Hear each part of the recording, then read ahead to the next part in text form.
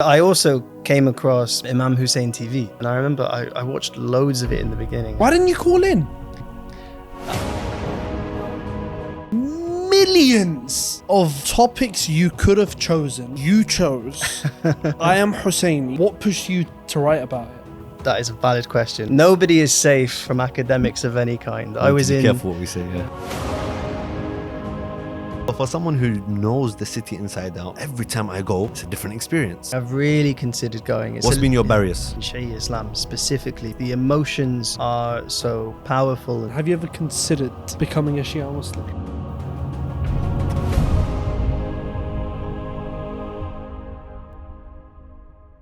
Assalamu alaikum, dear viewers, and welcome to the Shia Vibes. Now, you might be surprised to see me sitting in this seat today, taking the place of someone who I am a lesser man to, Sayyid Muhsin Shah. Yeah, I'll be coming to you too in a second. And I'm joined by two gentlemen who I am also a lesser man to. Two doctors in their own respect. I'm going to start with someone who's known to the channel, Dr. Minhal al-Khafaji, known on many shows, known on I Am Hussaini. And there has been a PhD written in his honor, yeah, of his hard work. Yeah, go on then. You were mentioned first. We'll come to that. Yeah, so I can't introduce myself. Okay, fine. I'll introduce you. Okay. And that PhD, you want me to do the intro again? And that PhD was written by someone who I am honored to have on the show with us, Dr.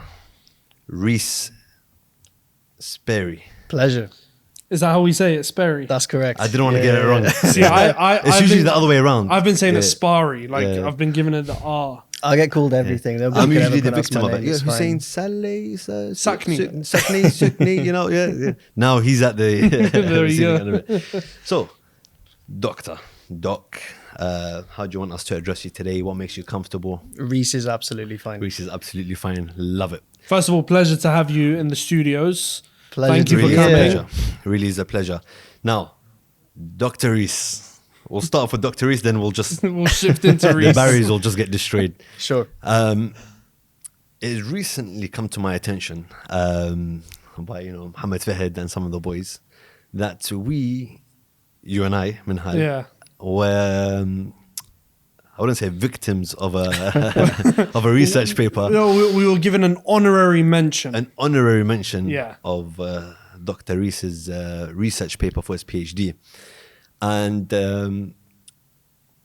correct me if I'm wrong, this piece was on religion and the arts. Correct, yep. Religion and the arts, and how the arts are used to express religious belief and facilitate sort of religious practices. Yeah, correct. You know. Specifically in a sort of digital Shia context, yeah. Tell us a bit about that. And I'm going to cut you off here and there, so don't... No, of course. We're both going to jump in. Yeah, because I was shocked to my system that I was in someone's... Listen, I'll tell you how I first reacted, but yeah, go ahead. Nobody is safe from academics of any kind. I was be in... careful what we say, yeah. I was in the middle of nowhere in northern India, and I found this anthropologist just walking up the streets. So nobody is safe.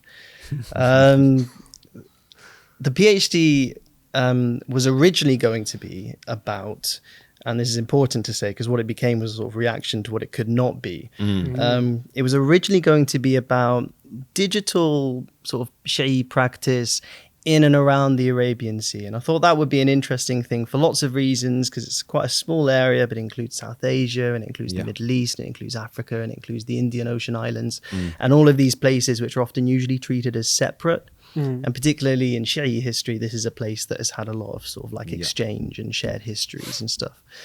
But because of the COVID-19 pandemic, I actually couldn't go anywhere.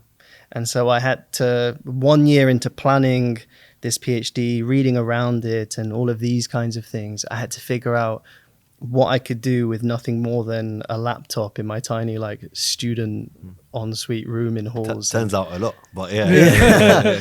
But then I thought, well, I just start from scratch, and I was just sort of looking for ways to access, veneration for the martyrs of Karbala.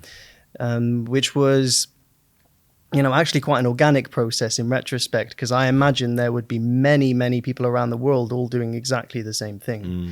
And I found on Facebook this Australian Hussainiya, which was sort of live streaming their rituals, which was one chapter. And I found an Instagram profile of an Imam Bara in just outside of Lucknow in Mahmoodabad. Okay, and that was really interesting. As most people who watch this show probably are aware of, I also found on YouTube the Noha recitation videos of Nadim Sarwar and Hassan. Yeah. But I also came across Imam Hussein TV, and I thought, what were you searching when that came up? Oh, I need to remember. I was probably just searching for Imam Hussein. Really? To be honest. I was probably thinking He's like got a clever with the name. Very.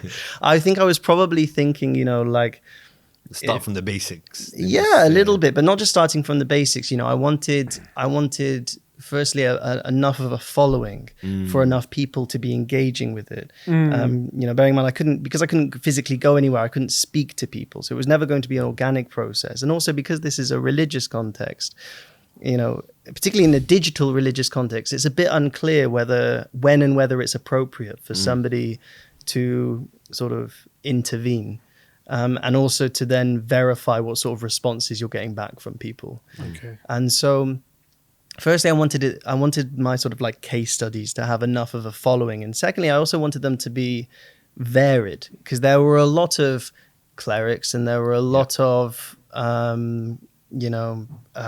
live streams. But I thought Imam Hussein TV was doing something quite unique, both functionally, but also in the way it presented itself. And so therefore, I thought it was really worth doing, not least because it was physically based in Karbala, at least when I was watching the streams during Muharram and during Ashura. So therefore... you must have seen a lot then. Yeah. These guys don't hold back. But he was thinking, how did these two British citizens get into Iraq during the COVID-19 pandemic? And these are all wearing black, mourning themselves. I didn't even think about it at the time. I was like, I was... He was too immersed in the ritual. Yeah. I was, genuinely, in more ways than you might think. And how we presented the shows. Yeah. No, I was struck by a lot of it. And I remember I watched loads of it in the beginning. And I was just trying to... Why didn't you call in? I wasn't sure whether it was appropriate in the beginning. Of course it is. That's what I was going to ask you. Did you not think? I definitely thought about it. Shall I call in? I did, but I didn't want to be that guy who sort of like, I don't know. Sorry, guys. Yeah, I just wanted to ask about Karbala. Yeah, what's going on here? No, but he says Karbala very well. He says Karbala very well. He says Shia very well. And he said Mahmood Abad. Not Mahmoodabad. Yeah. Mahmood. Mahmoodabad. You put F in. I like it. I like it. No, I was just absorbing so much content from Imam Hussein TV. And in those early stages, nobody, no matter what stage they're at in their academic career, no matter how many degrees they've got or titles or whatever it is, when there's a new research project, they don't really have an understanding of what it is they're writing about. They just have to keep absorbing until sort of something turns in their brains that goes, I can write about that. I think sometimes it's not just about how much you read, it's about how much you live. Yeah, as part of the experience. Yeah, and maybe sort of what connects with you. I mean, but it's actually so interesting you say that, because if I'm thinking of someone who's doing a PhD on something, I'm thinking this guy has done a bachelor's, a master's, maybe a second master's, and he's got the full picture of everything that's happening, and that's why he can do a PhD. So it's interesting you say that. You have no idea, but you have to absorb so much information. I think for any good research project you do, because also like you're constantly zooming into different levels of specificity. You study in a bachelor's and a master's, you study so many different things. So even if you have a really solid like theoretical basis, even if you read lots of books and lots of articles, it's also still different to when you get to the. This is a horrible clinical way of describing it, but like the data collection process. Maybe it's easier for sort of like natural scientists who just sort of like have quite concrete data. But when you're dealing with sort of what people are saying and thinking and their feelings and their beliefs, it becomes I think, a lot more complicated. And I think it's really important to give space to that. I think that's the case with religion in general. You Yeah. know, it is based off fact and historical statements and books and scriptures, but it is based a lot about just core belief. Yeah, absolutely. A lot of the stuff doesn't need to be proved. It's something that's sort of, you believe it in your heart, and then everything else gets built on top of that. Yeah, and it would almost defeat the point if it was entirely proved, wouldn't it? Yeah, exactly. Yeah. But then there was just something about Imam Hussein TV, specifically, I'm Hussaini, which caught my attention. So I got Imam Hussein TV first, and there were two things which He's the better presenter, to be fair. No, come on. But I'm the more seasoned, so that's why I'm in the chair. A comparison doesn't mean value judgments. There's Started no the journey. The pioneer. No, there was something about, there were two things that caught my eye about Imam Hussein TV. One was the fact that there was the glass panorama behind the studio revealing the tomb. And then there was also, and I thought this was really You're cool. taking me back. Yeah. Taking me back. I thought this was Because really by the cool. way, that building's been destroyed now. It's gone. The one that Because you built a new studio, right? well, we had to, because obviously the shrines were expanding because of the Growing, tens of millions of people that were coming I every wish I year. could be back up in that studio. So now my research is out of date, which is hilarious. But that caught my eye, and then also it was the flag that said Ya Hussein on it, and that caught my eye because it wasn't just a kind of a prop or an ornament. It wasn't just a studio feature. It wasn't there, because I'm someone who passionately believes that symbols can have efficacy, but it still wasn't just there to have an effect. What was really cool, particularly in a context of COVID-19, is that when people rang in, their names were written on the flag.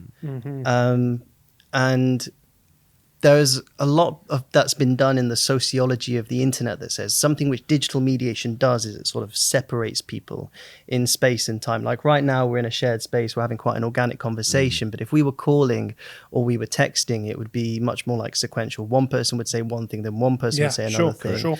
And we'd all be separate. We wouldn't have a clear sense of one another. But on the flag of the flag that said Ya Hussein in the studio, when people rang in, their voices were heard in Karbala, which is a material phenomenon. It's a physical sound that made it into Karbala, and it's their voices. And it's a part of you there. Yeah. And as a result of that, as a result of Minhal hearing that, their names would all amass onto the flag, and that flag would then be taken to the shrine. Yeah.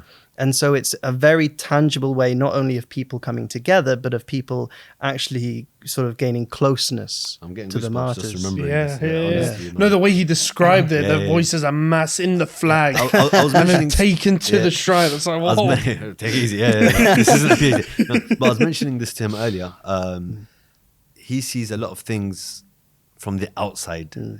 Reese, we see it, Minhal, as we've lived it, we've grew up with it. Yeah. Maybe I don't want to say we're simpletons when it comes to these things, but we've sort of embraced it from a young age.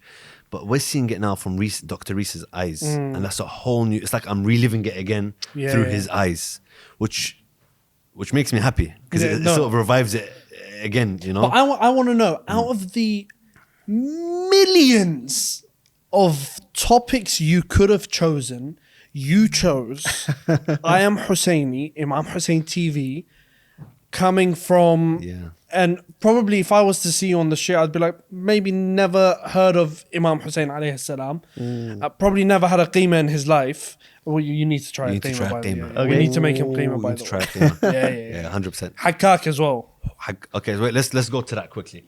So qima is a dish that's traditionally cooked in these 2 months. It's gone from Okay, PhD to yeah. qima. Yeah. Yes.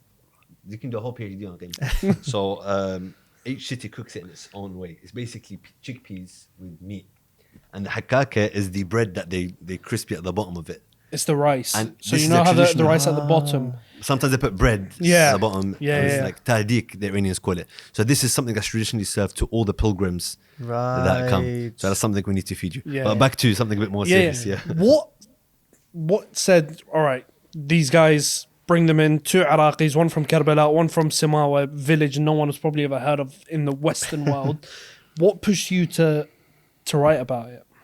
Yeah, I mean that is a valid question. I'm going to first say though that I know somebody who is or has been researching. I don't know if they've published anything yet, but they've definitely been researching like the food of Muharram. See? No way. I read his That's mind. happening. That is, I told There you is nobody no way. nobody I is know, safe from I the know who I'm academics. talking to. There I'll is tell you, yeah. no way someone is doing a research on the food side I of swear. Muharram. That was a I dream swear. for me, but he beat me to I it. swear, because I think there's some places in like the I need to remember where it is he researches. I think it's sort of like the Balkan areas, I think. But I Okay. think there a lot of them call it ashura, like the dish is called ashura. Do you know it?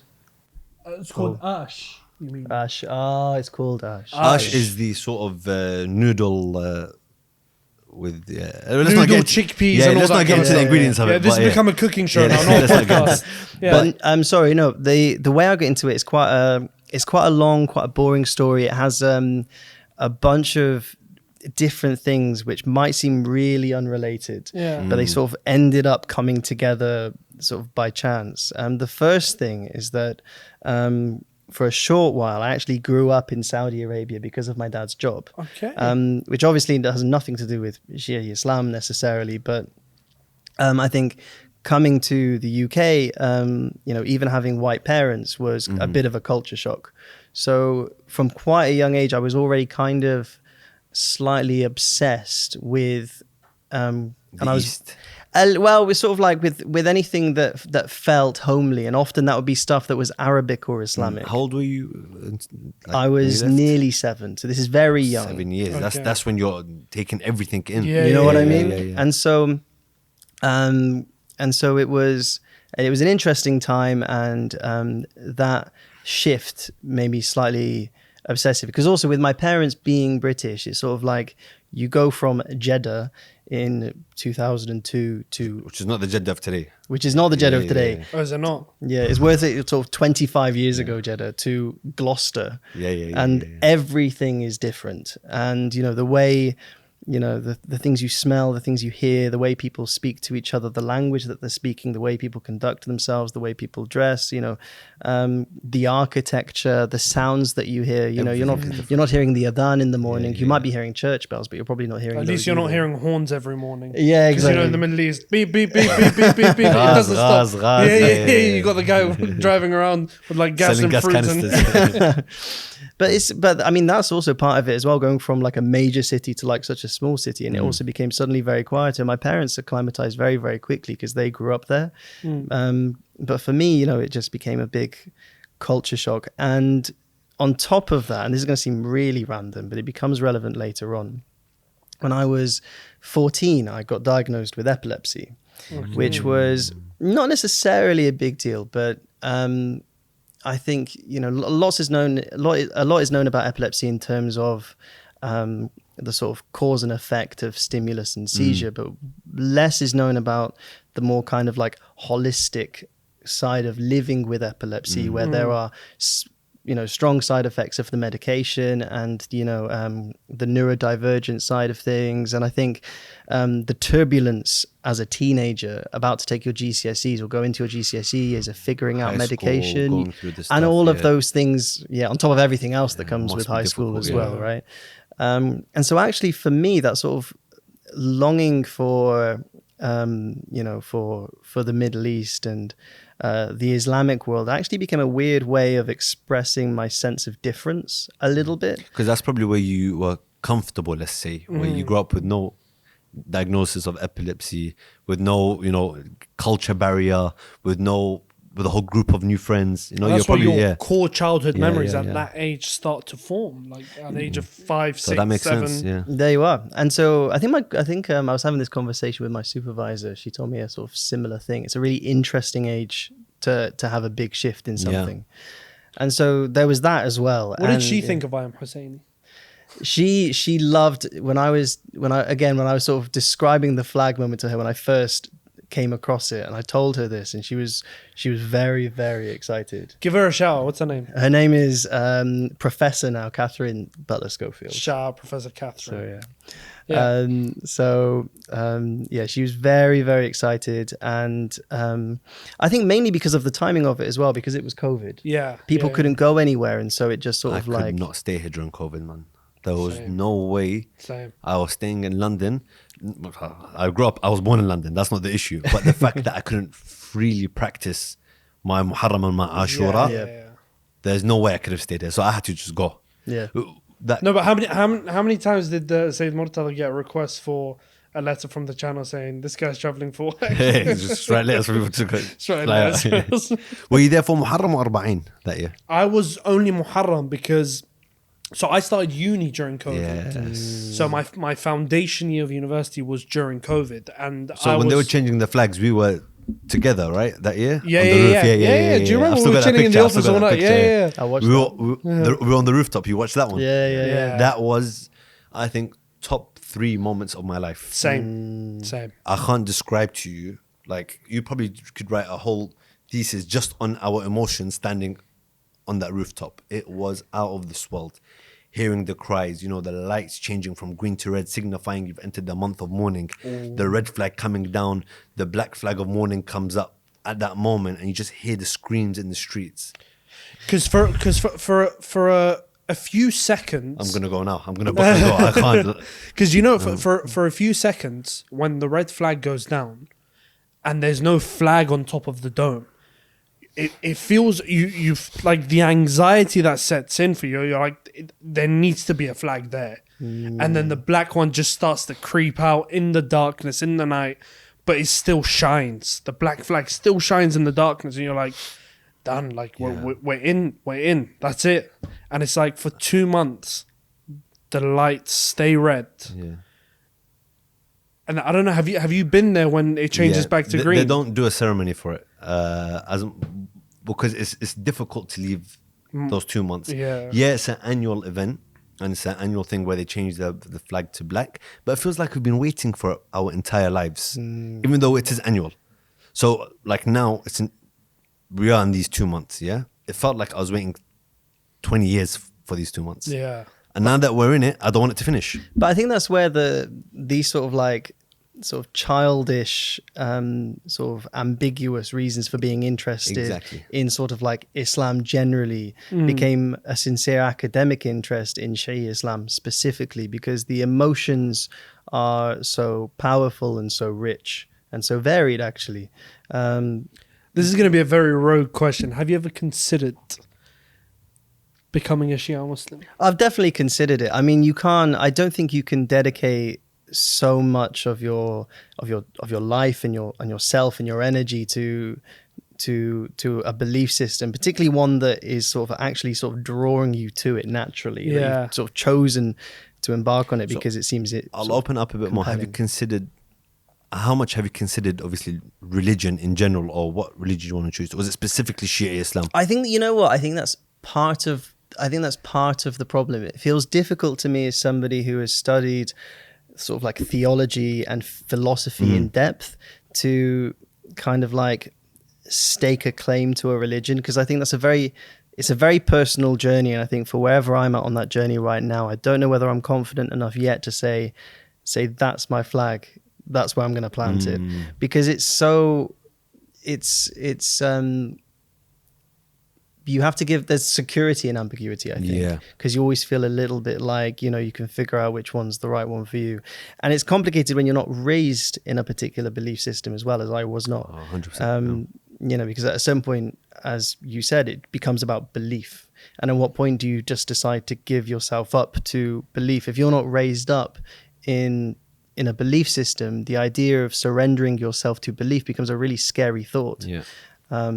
I think I would have, a lot of questions that I would need to. I grew up in ask. this religion and I have questions. Yeah, fair enough. We all natural do. to have We all questions, do. yeah. And that's the problem; they're never going to be answered. So And I don't know. I think that's the beauty of religion as well. You're never going to be you're never going to get lazy with it. You're never going to feel like, okay, yeah, I know my religion, that's it, I'm done. Yeah. You're always going to question. You're always going to want to learn more. We have scholars who are 102, 103 years old, like, Yeah. and they're still studying. They Yeah. still attend lessons and sermons. It's 102. What are you studying for, mate? Go. You know what I'm saying? But that's what religion is. So if I was to ask you through your research into Shia Islam and obviously your PhD, if you were to say you had one figure in Shia Islam that you resonated with, Oh, who would that figure be? Oh my goodness. Min Hal Khafaji. No. I'm not say. a prominent figure in Shia Islam. Pushing us away, mate. That is a really, really interesting question. And the prominent figures in Shia Islam tend to be figures who are incredibly brave in situations that I've never had to brave, in circumstances that I've never had to suffer. And so that becomes really difficult. I think one of my favorite moments, perhaps, in the process of trying to sort of bridge this distance between myself and the people who were informing my work, including you two, was the moment in which it became clear to me that a big part of this whole process is, however impossible it may seem, empathy. Whether that's taking on the sort of like emotional realization of the gravitas of the Battle of Karbala, or the physical pains that may have been suffered, or standing up for what is right politically in the present, just as happened in the 7th century. And I was also in the same space trying to empathize with those people having sincere religious experiences. And I think therefore maybe, if it's not a cop-out answer, the person I resonate with most is actually this sort of sense of like the everyday Shia. Wow. I didn't expect that answer. I didn't expect that. I don't think that's a cop-out answer either. No. Okay, I good. think That's very... yeah.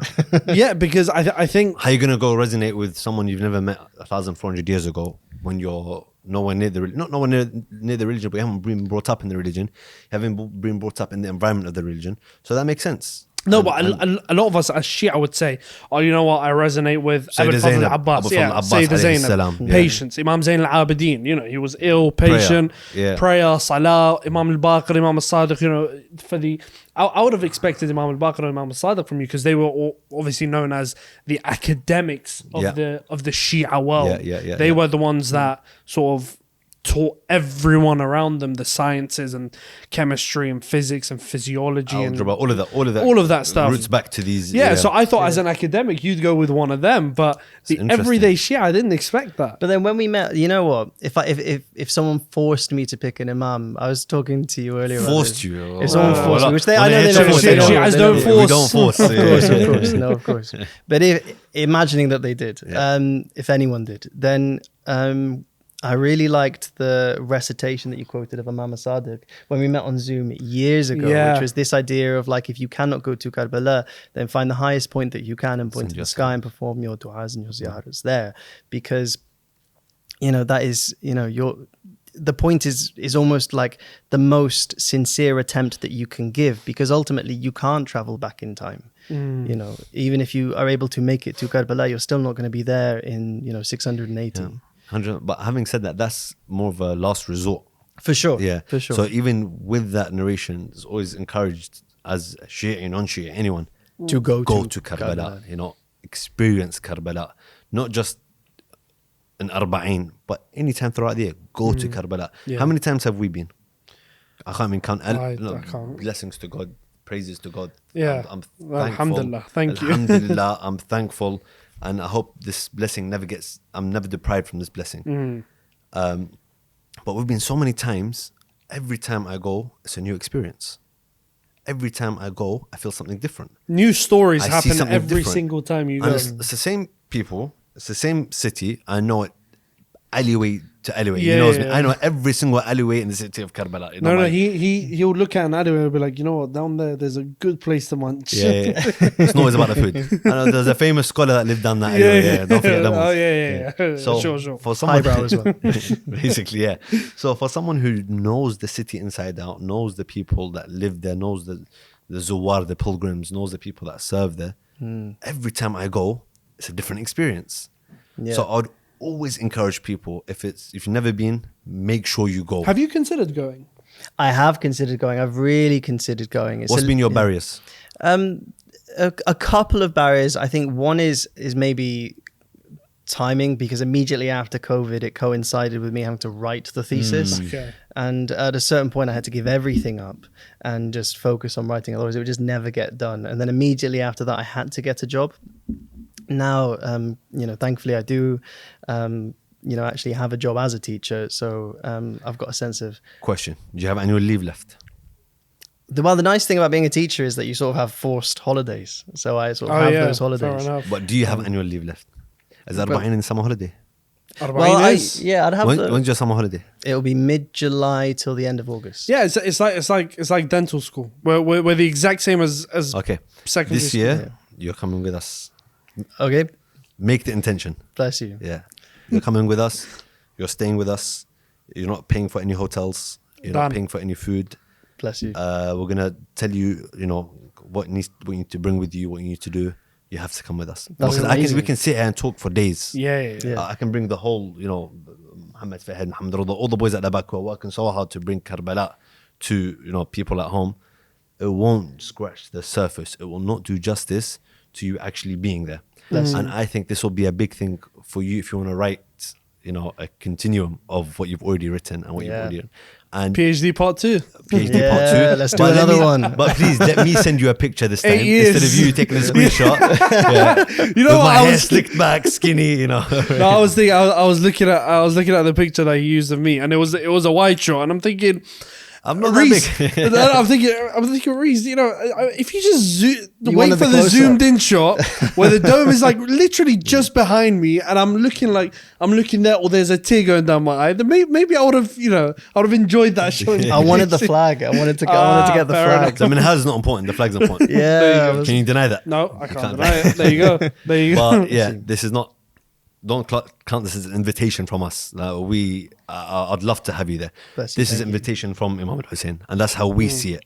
Yeah. And that's how I would like you to see it as well. Yeah, because So- the way we see it is there's a list of Zawar that gets generated every single year. And if your name is on that, you never know who's on that. Again, Like for it comes down example, to belief. Sayyid Mohsin done a documentary with a guy, and he called it Englishman in Karbala. And it's like when we think about it, we're like, wow, I that interviewed guy's him in Arba'in in the Mashah. that Yeah, guy's yeah. name was on the list. Yeah. We believe there's a list generated Do you every know- year from the amazing. heavens. Do you know how many times I've had exams during that period? I've had work with no annual leave.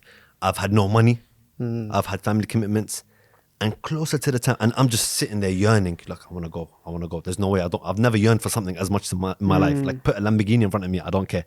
I want to go, Arba'in. Yeah. I think there's something else which I think. And then it happens. And it happens. Yeah. And yeah. No, I was just going to say, I think something else which maybe struck me a little bit. I think a lot of people's perception of religion in general is that it's kind of like it's a box, and you go into your little community, your little religion, and you stay within it. What struck me about the sort of the Shia faith in general is just how welcoming people were, how much they seemed to sincerely want me to sort of come and learn about them and their stories and their emotions and their beliefs, and just become part of it without, as you said, any sort of pressure or Because there's a lot of intention. propaganda against us, I won't lie. I'll tell you why. Because there's preconceptions with religion. Yeah. That religion is spread by the sword. Yeah, Religion is spread by, I'm forcing you to, I'm invading your land. You're But joining there is my no religion. forced conversion in Islam, is there? There is no forced conversion There you in go. Shi'ism. Okay. And specifically the Shi'i faith. Yes, in theory, there's no forced conversion in Islam. But you know what? I'm going to invade your land and you're going to... You're gonna be Muslim. You're gonna be Muslim. because I think that this is the best way for you to live. No, we don't believe that no, at we all. don't. We believe the religion itself is so beautiful.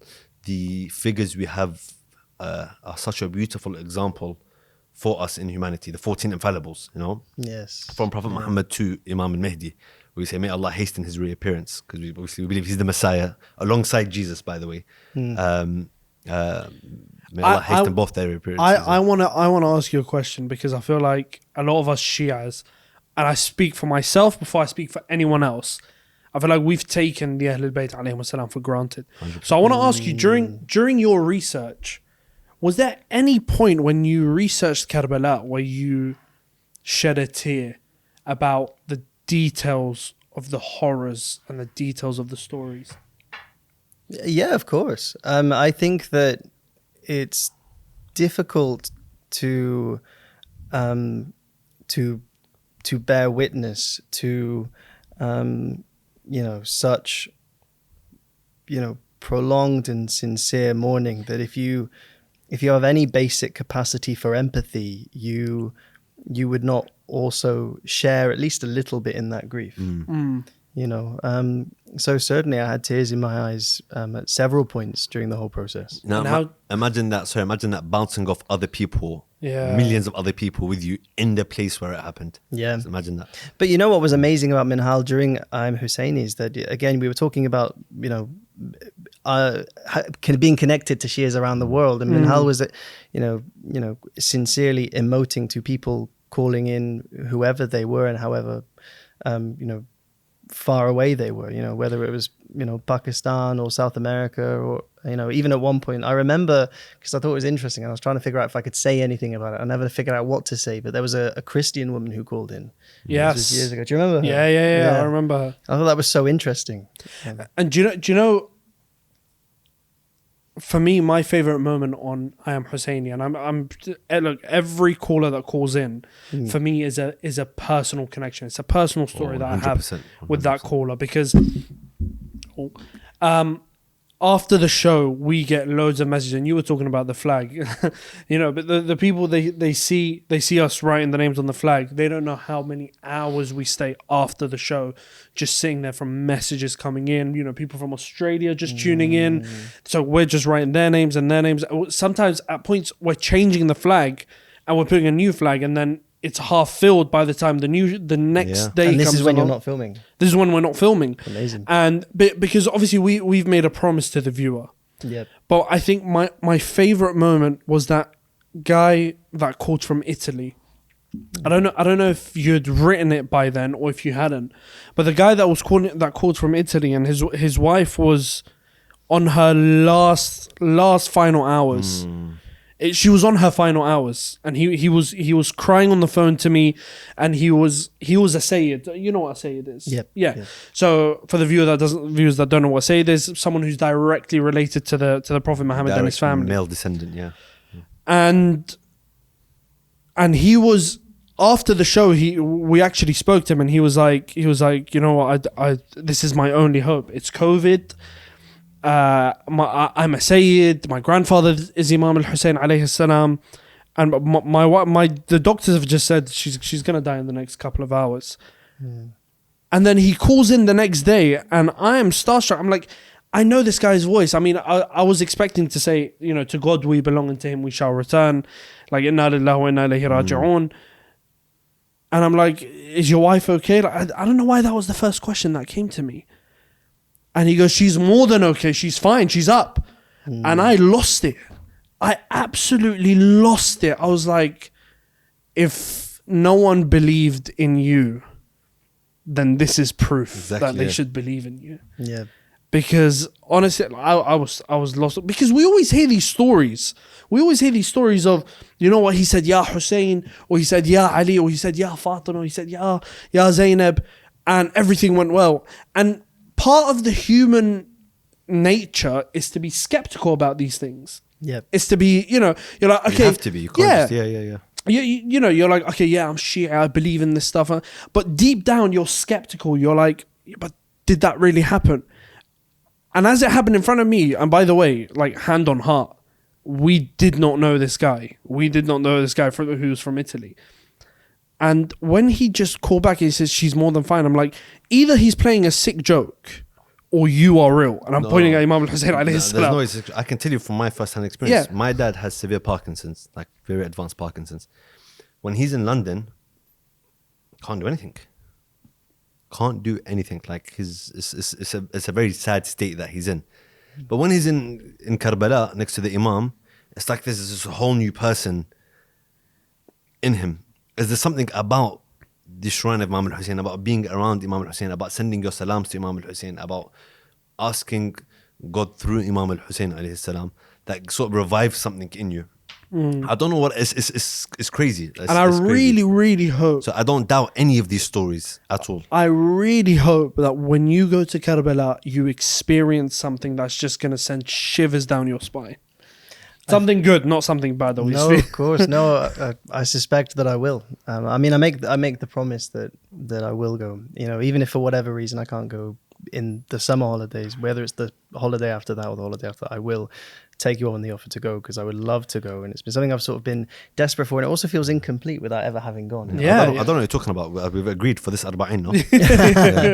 Yeah, you definitely do my best. Let's get it sorted, man. Honestly, Yeah. it's an opportunity. Once, because the way I see it is, because we're talking about it, your hearts are sort of burning for it. Like, I want to experience this. I want to try it, sort of thing. And do you know what? It'll be one of those things where, so my background in obviously with Shia activities and shows and all that kind of stuff it's like listening and hearing the story of Sayyidah Zainab alayhi salam for years and years and years and years, and not being able to go to Sham. And then suddenly in 2022, 2023, I think, the opportunity arose that I can cross into Sham and go to Sayyidah Zainab alayhi salam. And for me, that just, I think it tore me apart. I fell to the floor in hysterics crying. And I'm just wondering, would that happen to you, Reese? I mean, you know, there's no way of telling. It's so funny that the PhD was about, you know, the materiality of the whole thing without ever having gone. You know, but again, you know, it's a more powerful experience. You're bouncing off so many other people having so many, you know, intense experiences. I don't, and again, the whole thing is really at least partly about empathy. So I don't see why I wouldn't. Okay, so see, this is, we can just go into so many different avenues here. Have you thought about taking this PhD to another level and continuing on this specific subject? Oh, PhD squared. PhD squared. Yeah. Well, no, totally. I've considered, you know, I've got, you know, I would like to make a book of it. I think that that's the next step. That would be the next step. And I think if that was to happen, I would have to, you know, find the time to commit to some intensive actual in-person field work. I think for that to happen, to genuinely have the funding to be able to do that, I would need some academic job, like a postdoc or something, which I would have to apply for and to get. So, you know, the future holds in store whatever it holds in store. But do you know what I think? I think it's a great opportunity, because obviously the person I'm about to mention we've had on the show. We've had him quite a lot. I was just thinking that what you're thinking. Yeah. Who are you thinking of? I'm excited now. There's only one person. Yeah, I think. Well, go, carry on. Yeah. So, and this is a person who's not a Shi'i. He's not a Muslim. He's a Christian, and he's a father. He's a priest in Christianity. Okay. I wasn't who I was thinking about, but Was it not? Yeah, I'm not gonna lie and say yeah. But I think obviously, for example, say Father Nadim, Father Clohesi. Father Kohesi. Yeah. So he's actually written Yes. books on Sayyidah Zainab alayhi salam and Abul Fadl Abbas alayhi salam.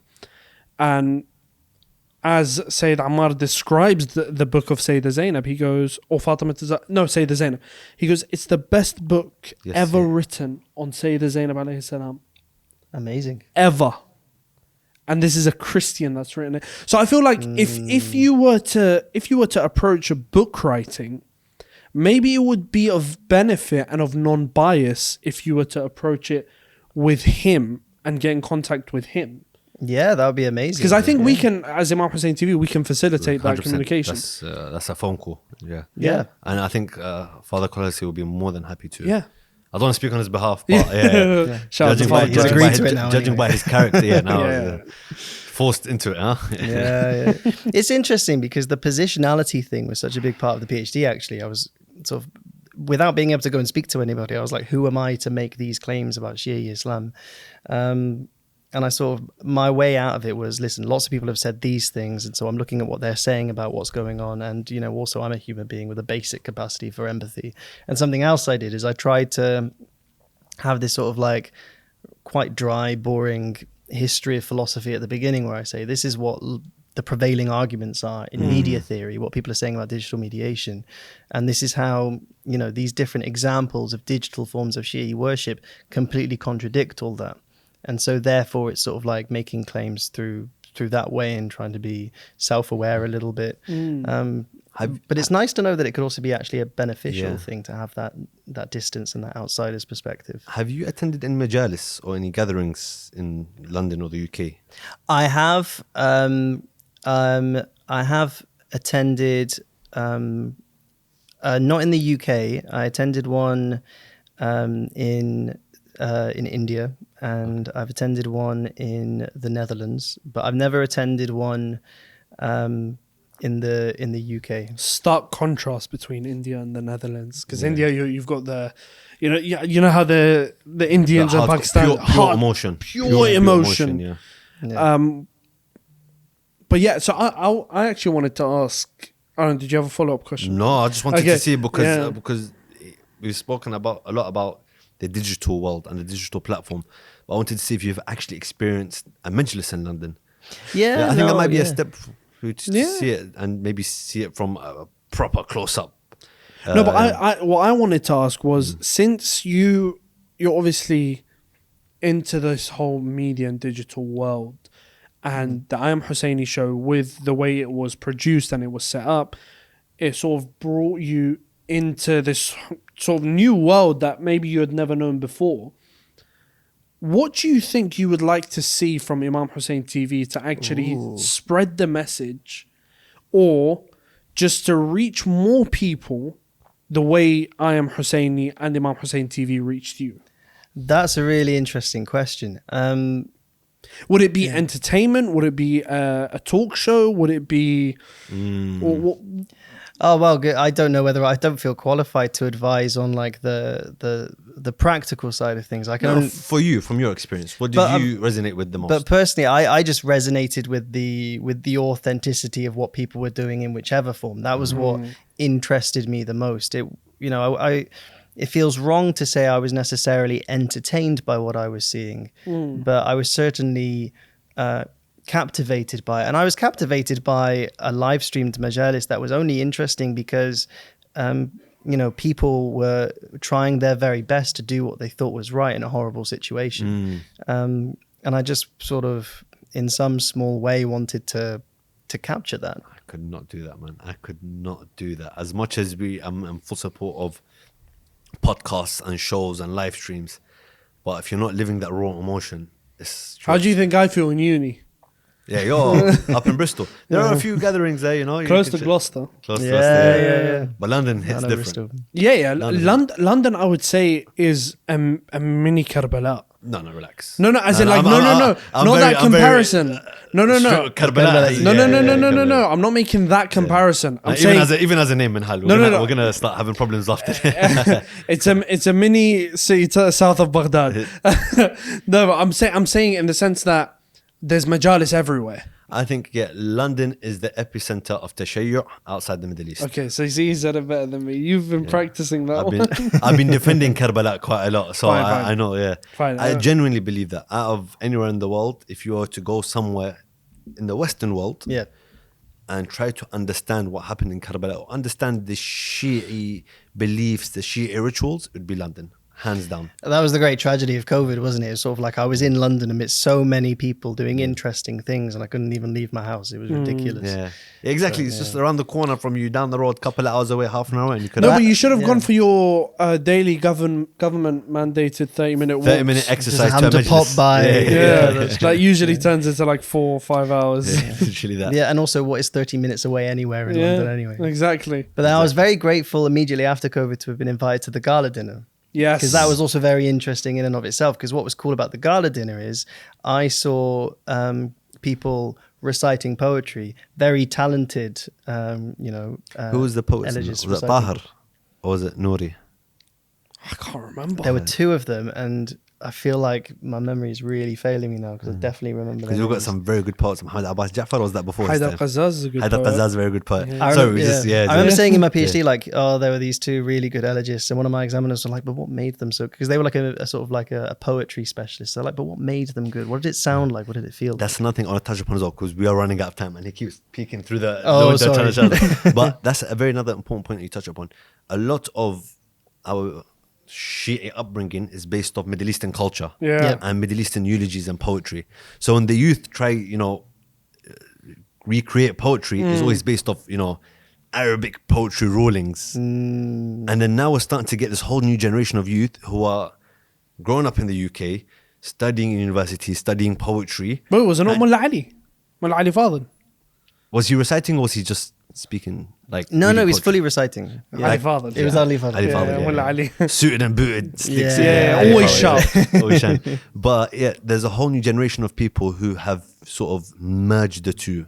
Yeah. The English poetry rules, let's say, and the stanzas and the conditions of poetry with the tragedy of Karbala. So it's been a nice mix. But before we do end the show, and I hate to end the show, do you have any messages for us, for the viewers? You can tell them directly to their face of something that really stood out for you, something that you would like to experience maybe. Wow, that's a very big question. I mean, the main thing I feel at the moment is just gratitude. I mean, thank you for Thank you for coming. Thank you man. for coming. Bless you. coming. Well, thank you for not taking the comparison too personally between. Thank you for using that picture as well. Yeah. Yeah, I'm just waiting for the cameras to turn off. Now we're gonna have words. Yeah. no, seriously, because it facilitated like real intellectual curiosity, but I think in many ways also a spiritual curiosity as well. So it was actually very sincere gratitude for that, and and further gratitude, I guess, for people who called in, because I think it's also quite a brave thing to call in. Something else which is quite remarkable at Shia Islam is the sort of public displays of grief. I think it's a very healthy thing. Yeah.